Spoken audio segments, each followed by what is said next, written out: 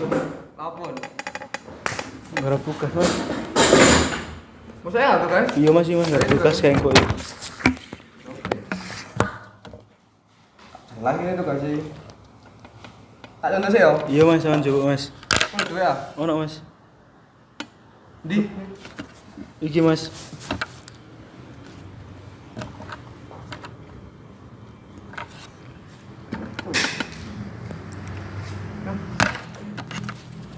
Tuh mas, aku mas.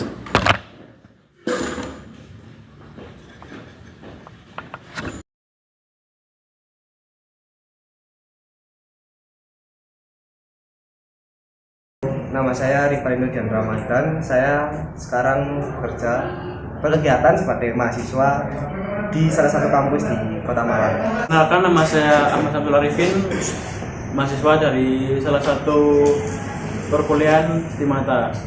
Nama saya Wahyu Aditya Gaginanda. Saya sekarang mahasiswa di salah satu kampus yang bernama Stimata. Nama saya Selamat Iswayadi. Saya salah satu mahasiswa di salah satu kampus di Malang. Nama saya Cahaya Kurniawan.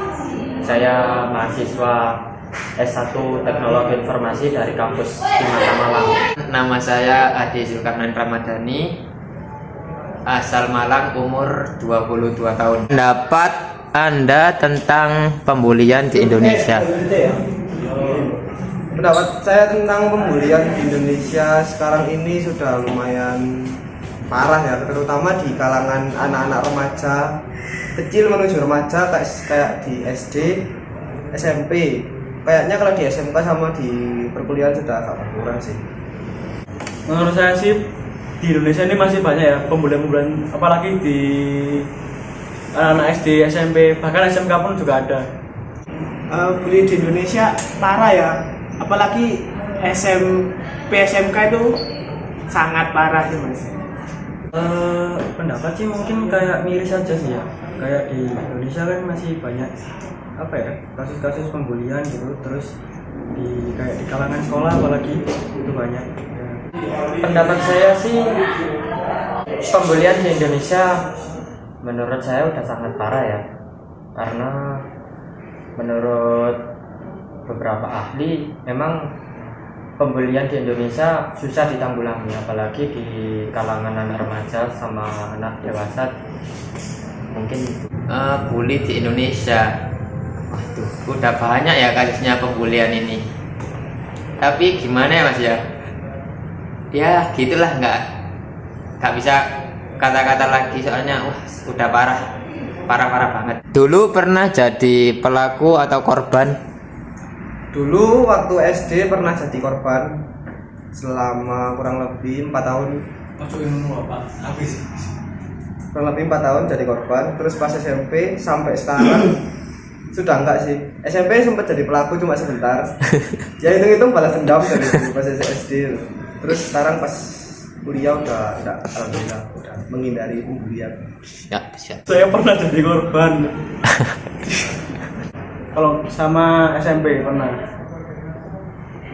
Dan saya nggak akan pernah jadi pelaku karena kasihan. Terus saya pernah merasakannya.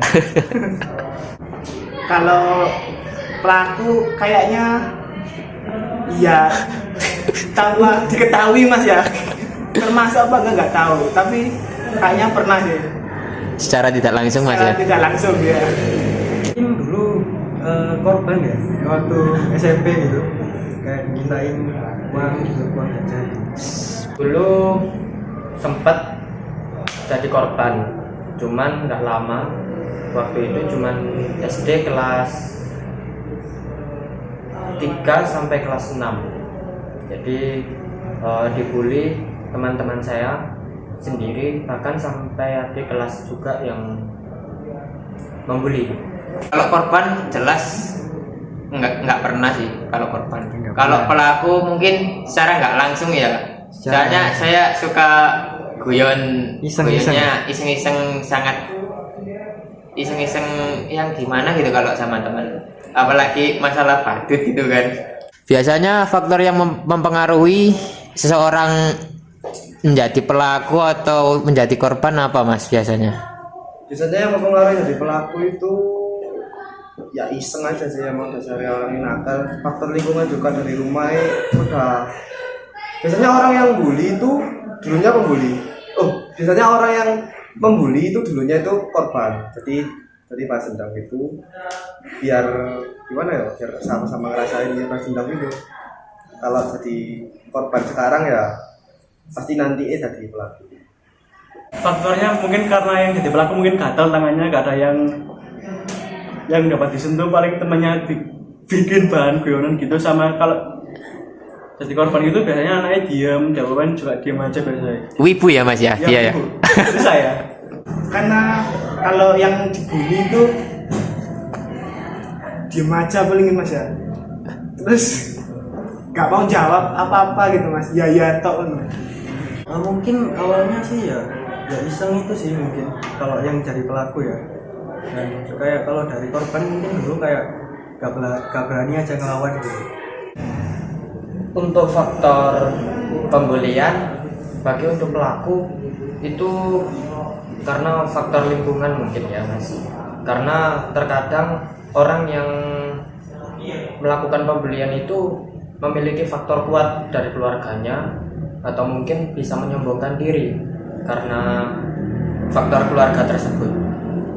Terus kalau dari korban sendiri, faktor pembulian itu karena korban tersebut mungkin tidak mau melawan. Biasanya kalau pelaku itu orangnya sok jagoan aja sih. Orangnya sok jagoan, pasti milih target yang dibully itu orang yang lebih rendah kekuatannya dari dia gitu.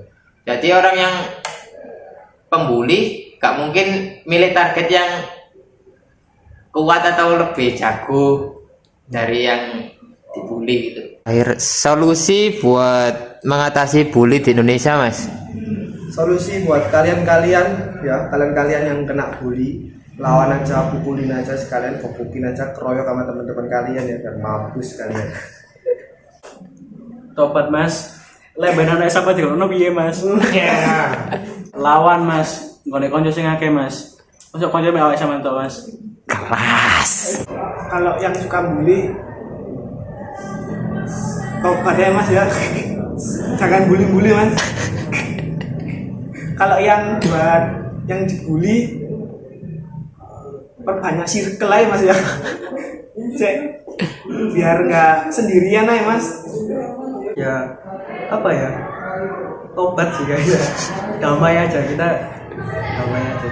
Solusi untuk orang pembuli ya, mungkin orang tua bisa mengajarkan ke anak-anaknya supaya lebih memperhatikannya, kelakuannya yang di luar gimana. Atau anak yang dibully mungkin bisa melaporkan hal tersebut kepada orang yang membuli. Bahkan anak yang membuli mungkin bisa diawasi, baik itu di lingkungan tersebut atau di lingkungan keluarga.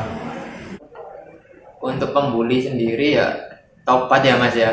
Tobat. Meskipun saya nggak alim-alim amat, tapi Rasul pernah bersabda, bentar Mas ya.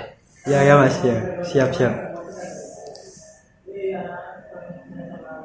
Rasulullah Shallallahu Alaihi Wasallam bersabda, "Ittaqud dzulma fa inna dzulma dzulumatun yaumal qiyamah."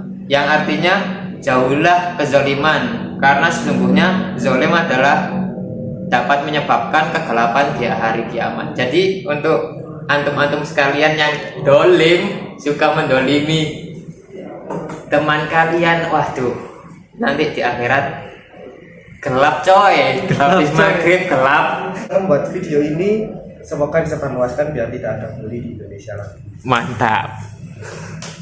Ya terima kasih buat yang udah bikin video.